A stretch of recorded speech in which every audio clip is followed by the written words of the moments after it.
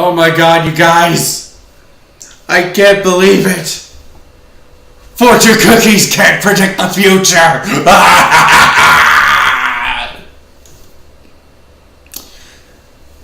Anyway, today's video is on the Star vs. the Forces of Evil episode, Blood Moon Ball, and Fortune Cookies.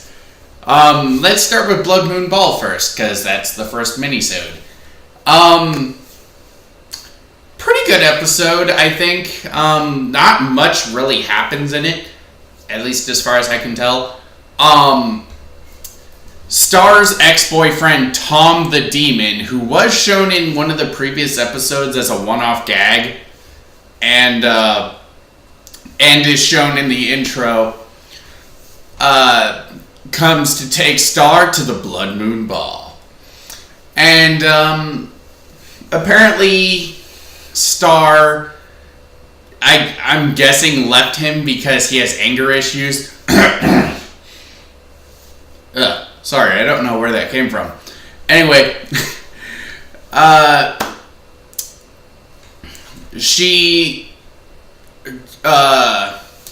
the Blood Moon Ball apparently comes every 667 years. I see what you did there, Disney. Bravo. Bravo. Anyway.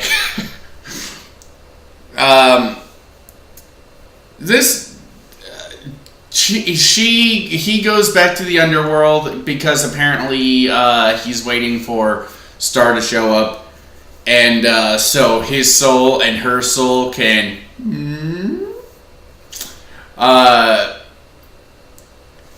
so Marco doesn't want her to go. She dresses up anyway and goes, and I gotta say I really like the dress, how she dresses up. Really, it leads to one of my funniest jokes, or not my funniest jokes, but one of the funniest jokes I've heard in the show in quite a while, where it's like she's talking to Marco, she has her wand up, it's like yeah, are you okay? Yeah, totally. I just gotta stop using magic on my face. I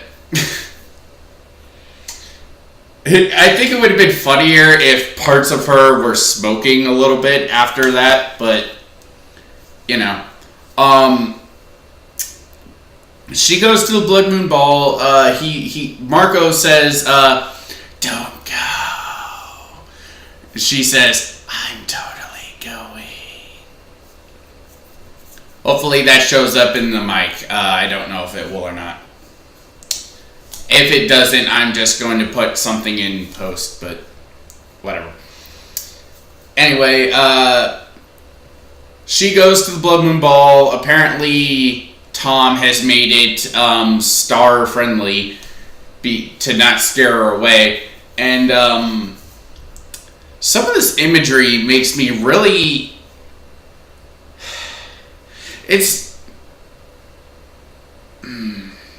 I don't know how to phrase this, because I grew up with shows like Johnny Bravo, Courage the Cowardly Dog, and many others that were way more risque, I guess, with the imagery. But I guess as an adult, I kind of figure it's not like it's bad for kids. I'm just kind of wondering how the hell people are complaining about this, I guess is the thing. I don't have a problem with it. I'm just kind of wondering why. I'm just kind of saying, like, do people have a problem with 667 years, Blood Moon Ball, demon boyfriends, and going to hell? I mean, it's called the Underworld, but the Underworld is another name for hell. I don't have a problem with it, you know, but I'm kind of surprised, you know, especially coming from Disney. Even after seeing shows like Gravity Falls, I'm still surprised that this is Disney.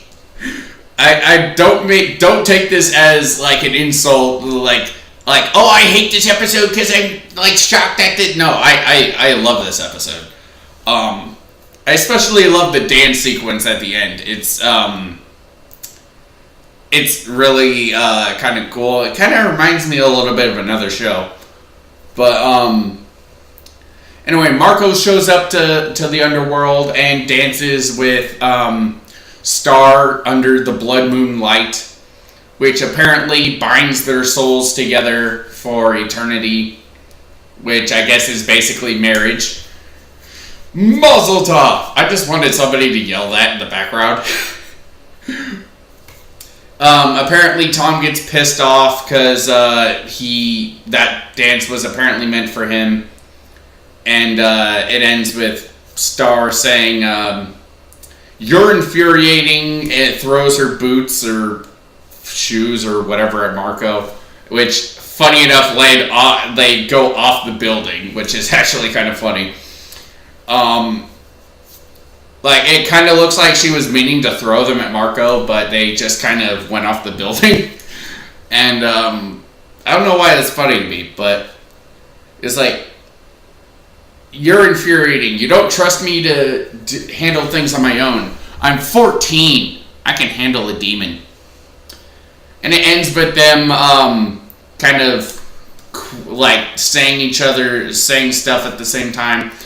And, Marco making her some nachos. On that minisode, I have to say, I would say it's a 4 out of 5. I really liked it. Not knowing what the future holds, it seems kind of like a one-off episode, just kind of random shit happens. I can't tell if this show has any, like, continuity at all. I will say, though, Alfonso I still have not seen since the Pixtopia episode, and I'm really hoping he stays away until, and the next time we see him, he's with the Pixies or something. That I want that to be the case. Just because I feel like that would be really funny if they did that. Like, the next time they see him, he is the Pixie Emperor, and he starts rolling things with an iron fist. I want that to be the case. If he is in the episodes, I haven't seen him. Anyway, let's talk about fortune cookies, because the cookies know all. Anyway, Star and Marco start off the episode fighting some monsters. They kick some ass. Apparently they've been betting during it. And they go and get Chinese food to celebrate. Which make me really hungry for Chinese food. But it's like almost 2 in the morning right now, so I can't order Chinese food. Damn it. Anyway, the introduction to a new character, Toffee, which he's one of the few characters I knew about beforehand before watching this show. Not because I saw any spoilers or anything, but he's been all over the internet, and I'm pretty sure he's the major villain. I'm pretty sure he is the new major villain, so I gotta say, I love how just one of his fingers is missing. He has, like, all of his fingers on one hand, but on the other one, he's just missing a middle finger. And I don't know why that detail there is just kind of... It already... He's like a crocodile guy. He has his hair slicked back, he wears a suit, and he has a very well-spoken gentleman demeanor. But him just missing that one finger... and his cold, calculating, suave, I don't want to say personality, but attitude.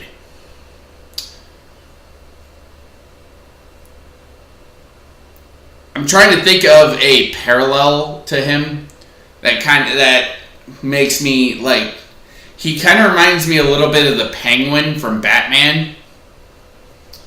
And I feel like that's kind of cool, you know? He's very clearly the cold, calculating type that that doesn't get pissed at, and that doesn't get angry at any failure. He sees it as a learning opportunity to what we learn today can help us succeed tomorrow. That type of thing.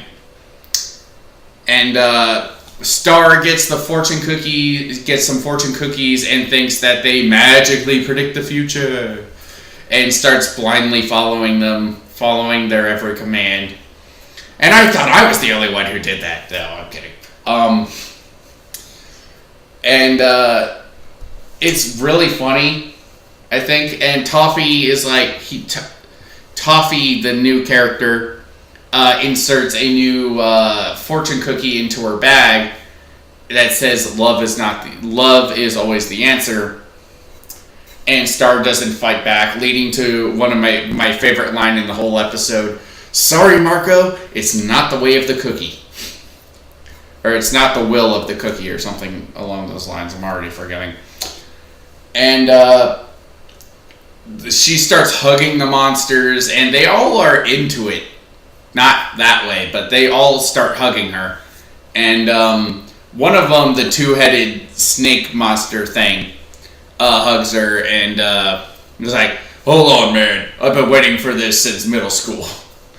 And it's like, Star, if this thing is going to go any further, I want our relationship to be built on honesty. We were said that fortune cookies can't actually predict the future. We were sent here to steal your wand, blah, blah, blah, blah, blah, blah, blah. And it's honestly a really funny gag to me. And that's pretty much the episode. Star wins. Toffee goes and calculates his next move, and with the ending line of a great evil has been unleashed. Really good episode. Mini-sode, whatever. I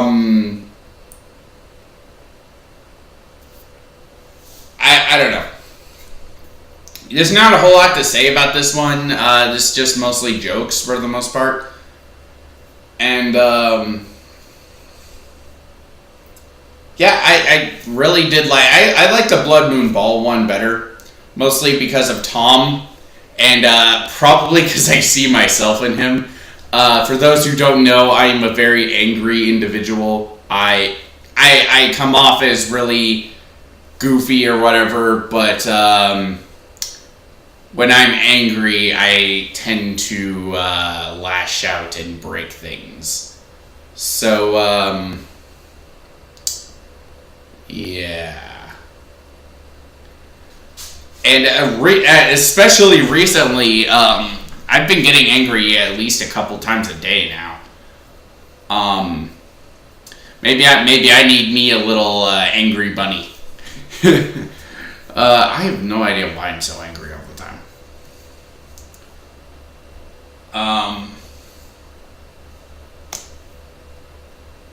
But I think that's it. I will see you guys in the next video. See you later.